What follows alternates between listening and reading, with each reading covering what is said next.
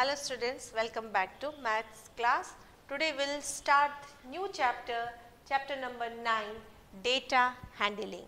Now let us understand the meaning of this word data. What is data? Data is a collection of the facts and figures that give you information. So whatever, many times we need to take some decision, some conclusion we want to come to, but before coming to some decision, we should have some information with us for regarding that particular decision. So that information that we collect prior, that is nothing but data.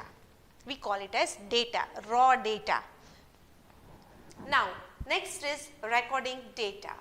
Recording of data depends upon the requirement of the data. Everybody has different ways to record the data. So according to our requirement, children, we collect the data.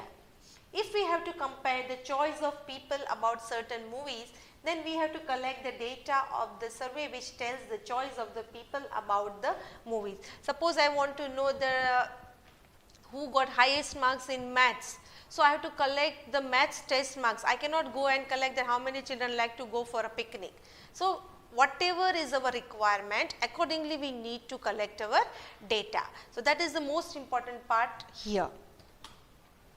Now the next most important thing after collecting the data, the next step comes is organization of data. What is organization of data? As I told you that if I want to know that who got the highest marks in maths, then suppose your teacher is going to give me the rough data, means roll number wise, but from there I have to hunt and find out that who is the highest one.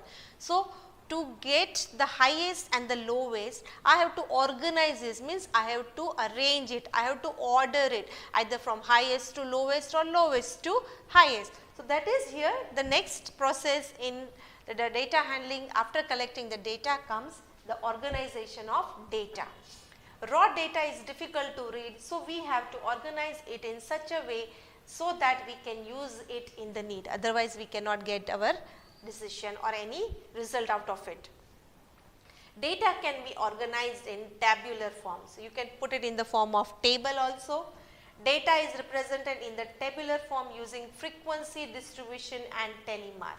Frequency distribution means suppose as I told you that suppose 10 marks test, how many children got 8 marks, how many children got 6 marks. So that is frequency, that means how many students, how more number of students got the same marks over here. So that is frequency, and that frequency we show it with the help of telemarks. That will go further in the next slide here, children. So just listen now. Frequency tells the number of times the particular observation happened. Now what is observation, you will ask. Observation here means, suppose as I told you that 8 marks. So the number of students in the class are 30 and 30 students marks I am going to have with me. So each mark that I have of those 30 students, that is observation. That particular marks of that particular student, we call it as observation. Okay. So how many students or how many observation has the same number of I tell the marks, that is here nothing but frequency. How many times it is repeating, the same number repeating again, how many times, that is nothing but frequency here. Then telemarks are used to show the frequency of the data. So to show that frequency, we use telemarks. Now let us see what is it. Telemarks are represented as, so these are the telemarks here. Okay. So 1, telemark is nothing but standing line, children. Okay. 1, 2, 3, 4, and the 5th one we cross it. Okay. Then again 5, then again we will start with again. Only maximum 5 you can put it. You cannot take 1, 2, 3, 10 and then again you will cross.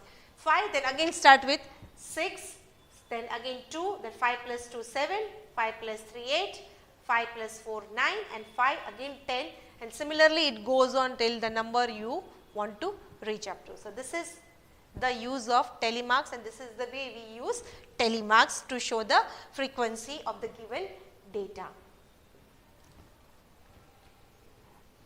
Now pictograph. Now this is another way of showing the data That is first, as I told you, the first way of representing the frequency you can understand with the help of telemarks. Another way we have here is pictograph. With the help of pictures we also can put the data. We can show the frequency. How?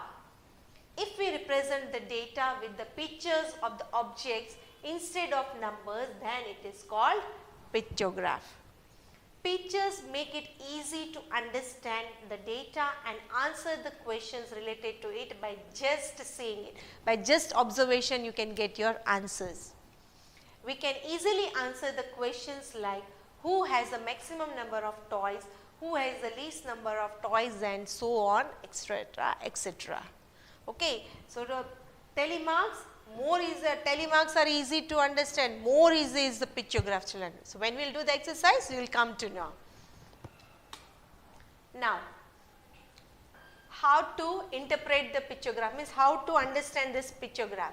In the pictograph, we have to understand it and get the information from the pictures given.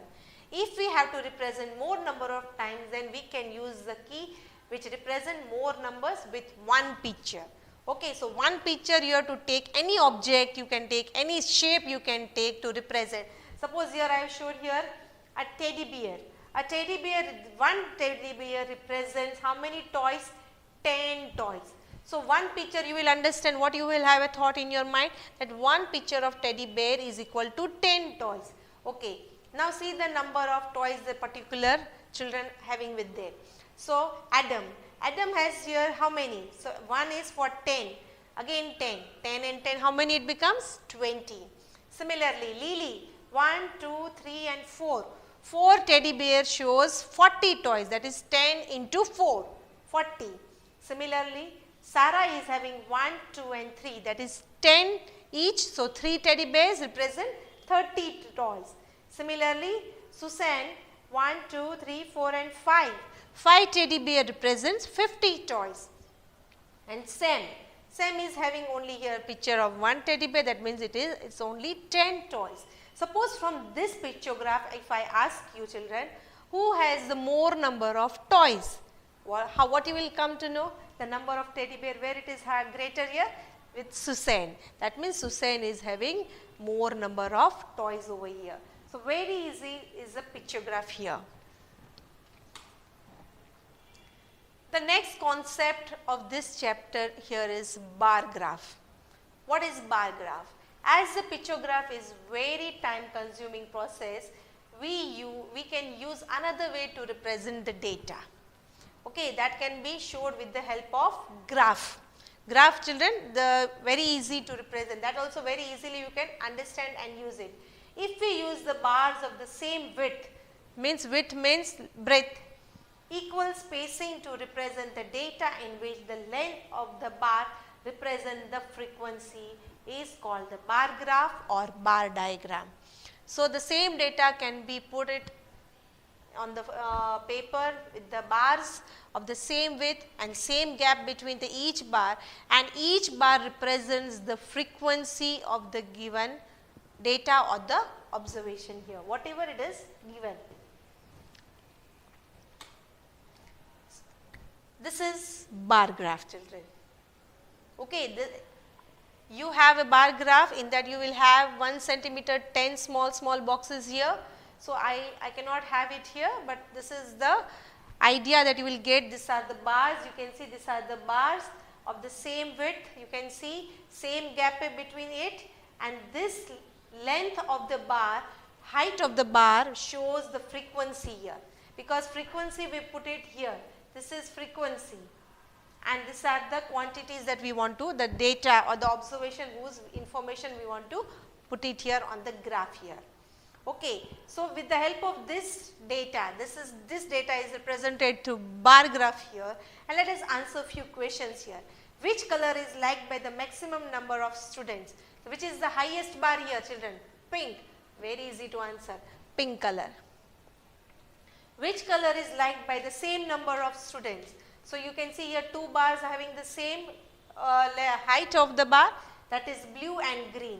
So, blue and green is equally liked by both. Okay. Now, the most important thing you need to learn is how to draw a bar graph.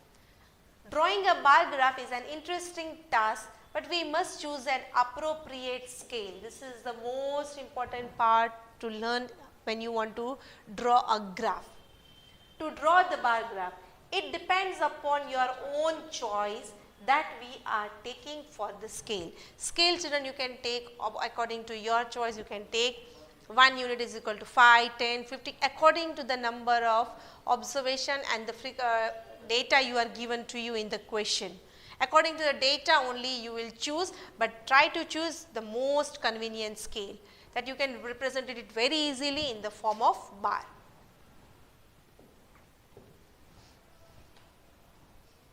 Now, certain things to learn regarding the bar graph. Steps to make a bar graph. Draw 2 lines, one horizontal and one vertical in L shape. Okay, so one horizontal and one vertical in L shape. As I told you, mark arrows on both the sides, children, here. Okay, whenever you draw, leave equal space on both the side, vertically and horizontally also. Okay, mark days on the horizontal line and number of, okay, whatever you want to find. Take a suitable scale. Then secondly, you have to take a suitable scale. Okay, 1 unit. 1 unit means one small box you are going to measure how much. So, that always we take the scale according to 1 unit is equal to 10 toys, 1 unit is equal to 10 meter, whatever it is there. Use the bars of equal width and draw them with the frequency given at the same distance. Okay, the height of the bar tells the scale, whatever the height of the bar will show you the frequency of the given data. And most important thing, children, the 0 to be marked here because we always started with 0 only. So, when we will go to learning the bar graphs, we will go in detail with how to draw it here, because with this figure you will not be able to understand it. Now, as I told you, this is a sale of mobile phones. We have showed here the data we are recording the sale of mobile phone. Okay, the vertical line and the horizontal line, this we call it as y-axis. This is to be written by you all, and this is x-axis. Y-axis and x-axis, mark 0, write the scale. Here the scale, see here 0 to 10, this is one box. They have taken 1 unit is equal to 10 mobile phones. 10 phones. So, this is the scale they have used, and they have given the sale on the particular days from Monday to Saturday. How many they have sold on that particular days, it is shown with the help of the bars of the equal width here. So, with this, children, we end this concept of this chapter. Hope you understood how to represent the data in different ways, and now we will see you in the next video with the exercise. Till then, bye bye.